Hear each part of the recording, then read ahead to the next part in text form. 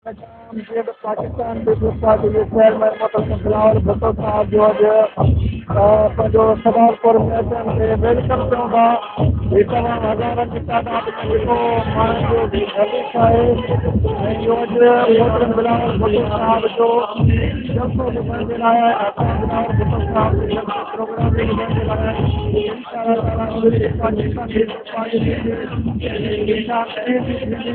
इंशाअल्लाह ताला वधी पाकिस्तान पीपल्स पार्टी बिलावल भुट्टो सरकार जी मां पाण यूसी जाफर लिदारी जो जनरल काउंसलर आहियां। असां बिलावल साहब खे पंहिंजे शहदादपुर अचण ते वेलकम कयूं था ऐं इंशाअल्लाह ताला असांजा जेके उम्मीदवार बि आहिनि उन्हनि खे 8 जनवरी ते कामयाब कंदासीं। इंशाअल्लाह असांजे जलसे में बि तमामु घणी जेको दोस्तनि जी जेका आहे भरपूर शिरकत आहे, असांजी इज़्ज़त है। इंशाअल्लाह ताला कामयाब करदासीं भुट्टो साहब जी। अभी तो चेयरमैन साहब ने आने में कुछ वक्त बाकी है। आप देखें पब्लिक को देखें, लोगों का जोश खरोश देखें, लोगों का जज्बा देखें। इंशाअल्लाह अज़ीज़ चेयरमैन आने से पहले ये जलसा का बन जाएगा तो हज़ारों की तादाद में तो लोग इस वक्त मौजूद हैं।